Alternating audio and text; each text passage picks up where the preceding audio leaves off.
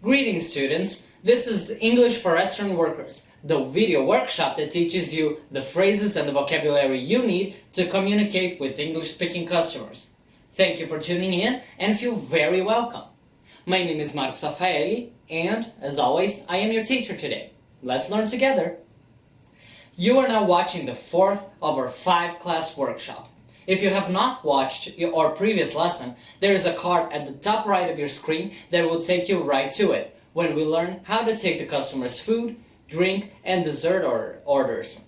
Be sure to not miss out on our previous videos as well. So, with that out of the way, let's get right down to business and discover what we will be exploring in today's class.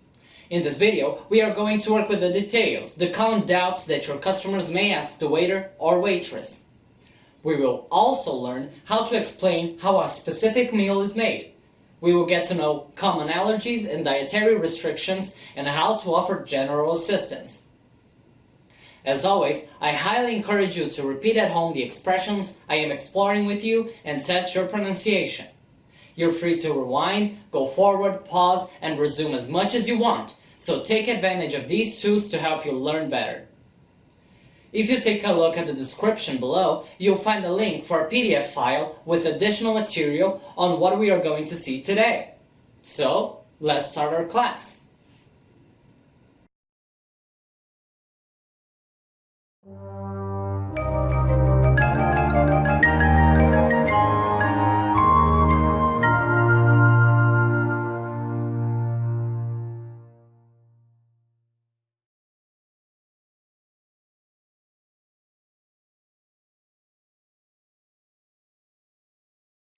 Our first point of study today is explaining how a dish is prepared. Sometimes, especially with tourists and clients that come from different countries, customers can ask the waiter or waitress what is they are ordering or eating. And, sure enough, that is a valid concern. We want to know what we are consuming, especially with people who are allergic, which is something that we are also going to cover in this class. If you've been keeping up, you might remember that in our second class, we reviewed the vocabulary of common ingredients that are used in restaurants and that can be true to your experience as well. If you have not watched that video, please be sure to do it because it complements what we are going to learn today. Again, I also recommend the extra material for that class as well because it is very useful too. Okay, the customer, when in doubt about something in the menu, they'll probably ask you right away before ordering. So, while you go, "May I take your order?" your customer can already respond with, "What is?" and the name of the dish. In Portuguese, "O que é?" e o nome do prato. Or, "What is in this?" O que tem nisso aqui? Pointing to something on the menu. If it is in a foreign language to them, they'll probably may not try to pronounce the name of the dish, fearing they might not make themselves clear. To answer that question, it may be best if you give a short answer. If you go through all the steps of making said dish, especially if it's a complicated one, you might end up running late in serving other tables or simply bore or upset the customers with a very detailed explanation. It's best if you stick to listing the ingredients of the dish. To do so, you can say, "It's made of," é feito de, followed by all the ingredients. For example, let's say that you work in a Japanese restaurant. If someone is from another country and they have never been to this type of restaurant, they probably will have many doubts. Let's say they are curious about what is in a portion of yakisoba. They can ask, "What is in the yakisoba?" O que tem nesse yakisoba? For that, you must remember the ingredients that are in the yakisoba and use their names in English. One answer can be, "It's made of fried noodles, carrots, cabbage, onion, and chicken." In Português, é feito de macarrão, cenoura, repolho, cebola e frango frito. Another example. You are in a Brazilian restaurant, you serve traditional Brazilian food. The customer has the menu in hands but looks a bit confused and asks, What is the strogonoff de frango? This is a dish that may not be familiar to them, and maybe they've never had it. You, as the waiter, can answer. It's made of tomato sauce with sour cream and chicken cut in cubes. Em português, é feito de molho de tomate com creme de leite e frango cortado em cubos. You can also follow it up with a recommendation, as we've seen in previous classes. It's really delicious.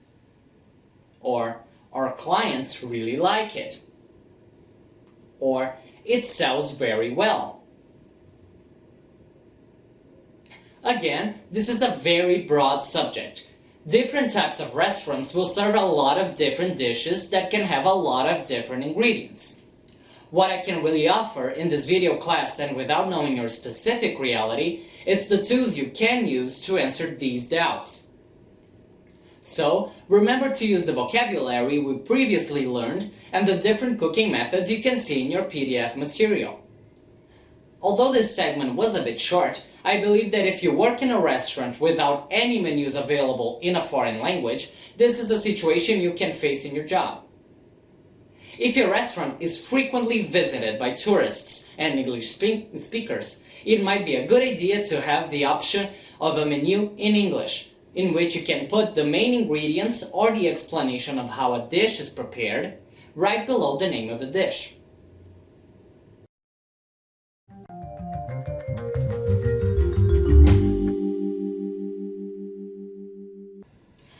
One of the reasons that people ask how a certain dish is made is because they can be allergic to the ingredients of the recipe, or eating it goes against their religion or can make them feel sick.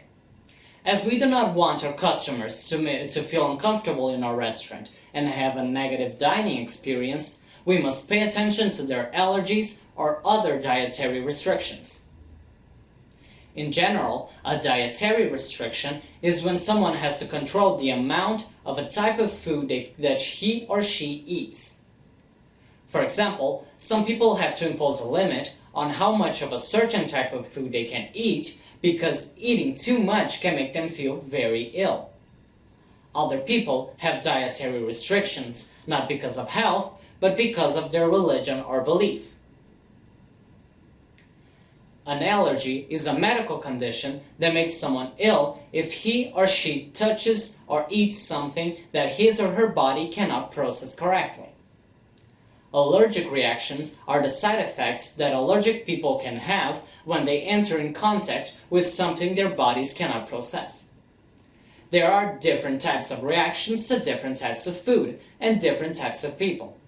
And they can vary from something very simple, such as a rash, to something very serious like cardiac arrest. So, let's get to know more about some limitations on what people can eat.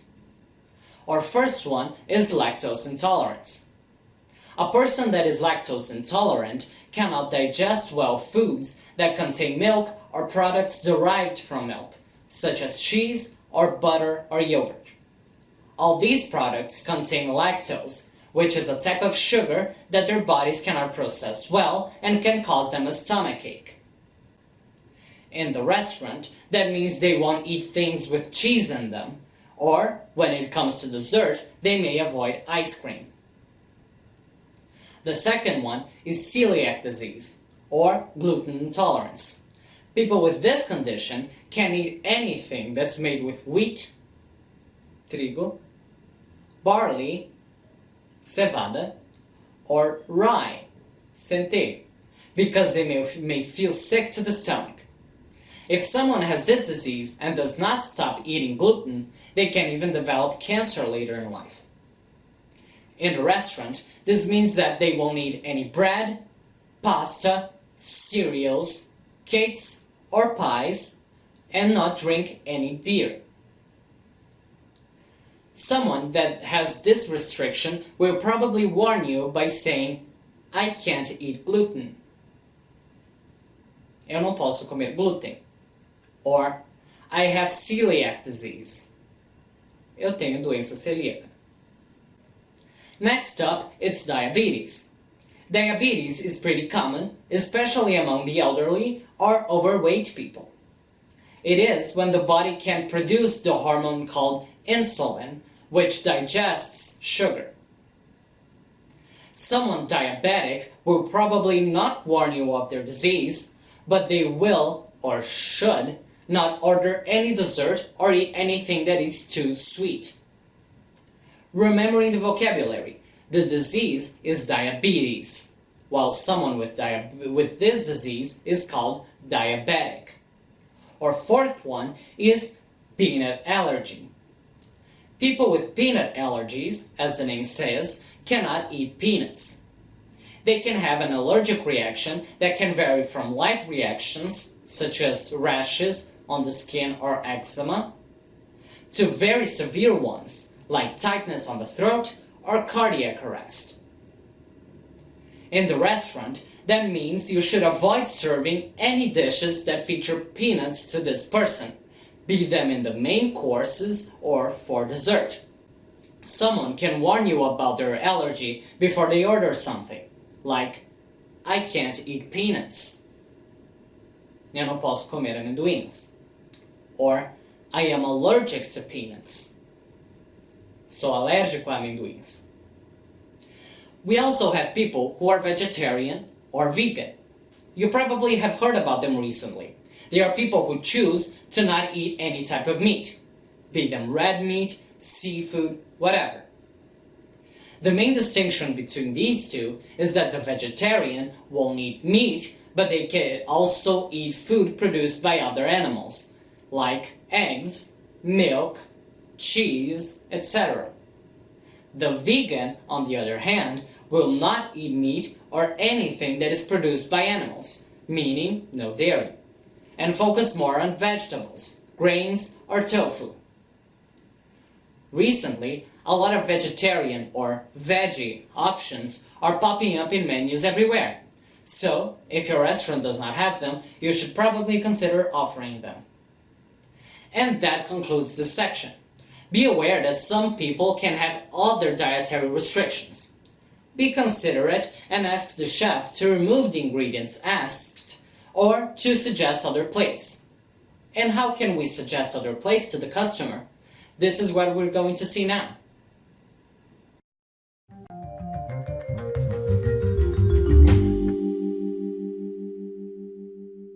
In this section of our class, we are going to work with some expressions you can use to offer general help to your customers. What I mean by that is the eventual problem you can face while the customer is having their meal, for example. Here we'll see some examples. So, let's suppose you are taking the customer's food order and the customer asks you for a certain dish. The only problem is you don't have a certain ingredient to make that dish. For example, you only serve seafood in your restaurant and there was a delay with your supplier of salmon. Now you can make any dishes that involve this ingredient. So, to explain to the customer this problem, you can use the expression being out of. The key point here is out of. You will replace being with the verb to be. For example, I am out of bananas. We are out of avocados. You would normally use we as you are speaking for the restaurant. Back to our scenario, your customer would say, I would like the salmon fillet, please. And your response would be, I am sorry, sir, or madam, we are out of salmon today. Another scenario. Let's say your restaurant only serves a certain type of meal depending on the day of the week. For example, you have a special vegetable soup that's very good and people really like it. The only problem is that your restaurant only makes it when it's cold or the chef that cooks it does not work that day. For that, we say that the dish is not available or unavailable.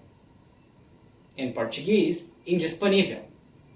So, when the customers ask, I'll have the vegetable soup, please, you can say, I'm sorry, the soup is not available today.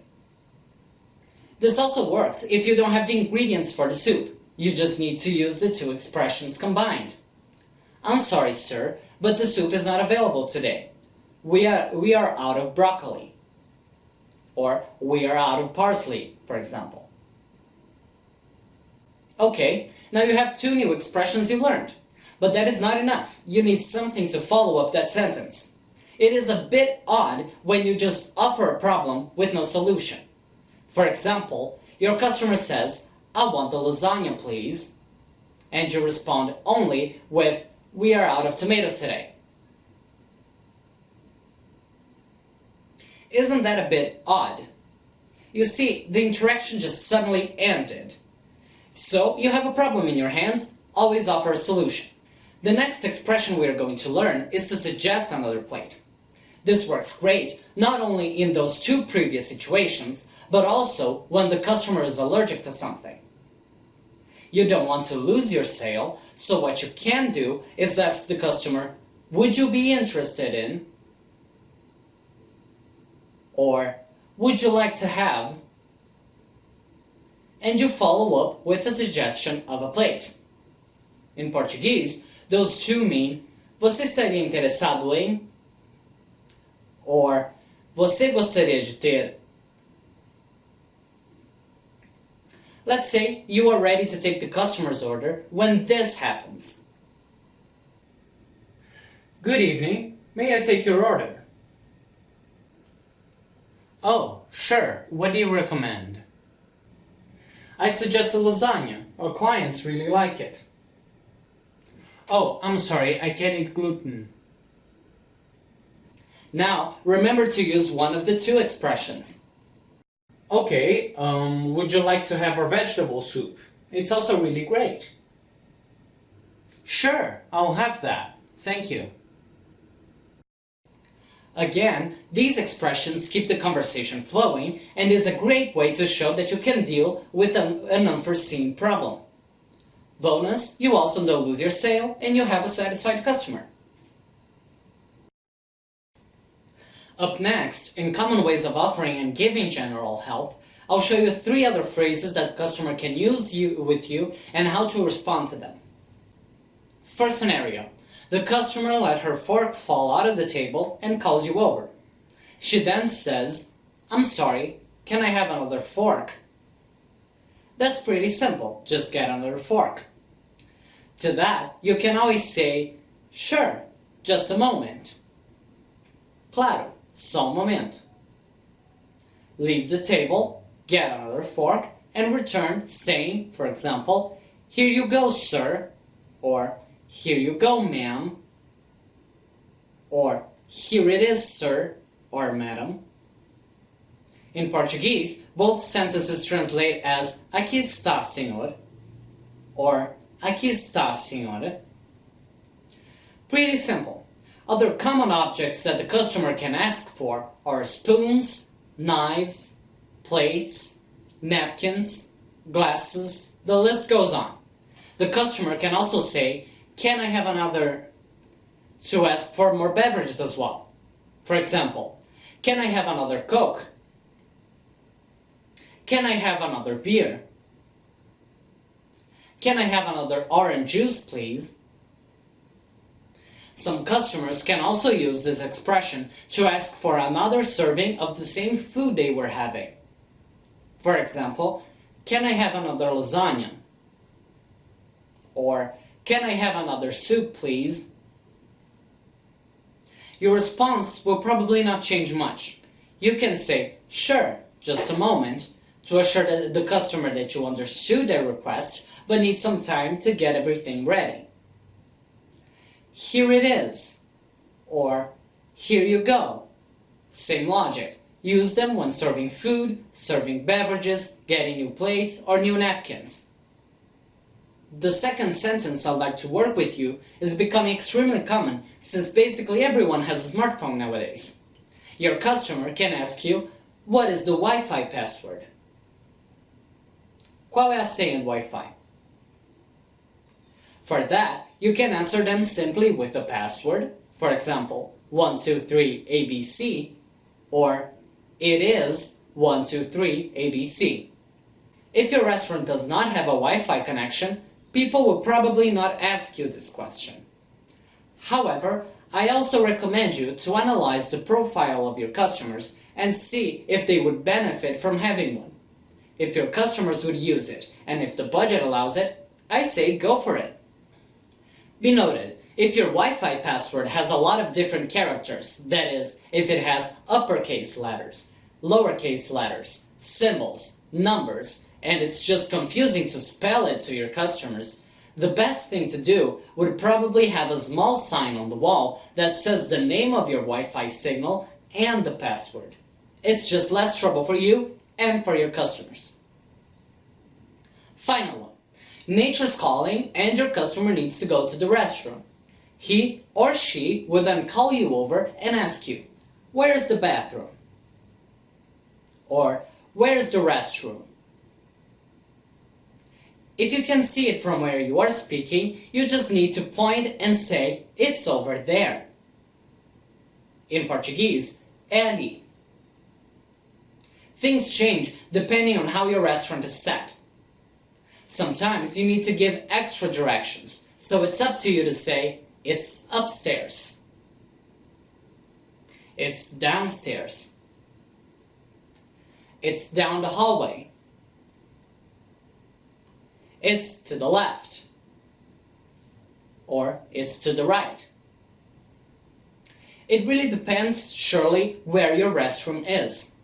If everything fails, you can simply point them in the right direction, gesticulate, or, last case scenario, lead the way to the restroom.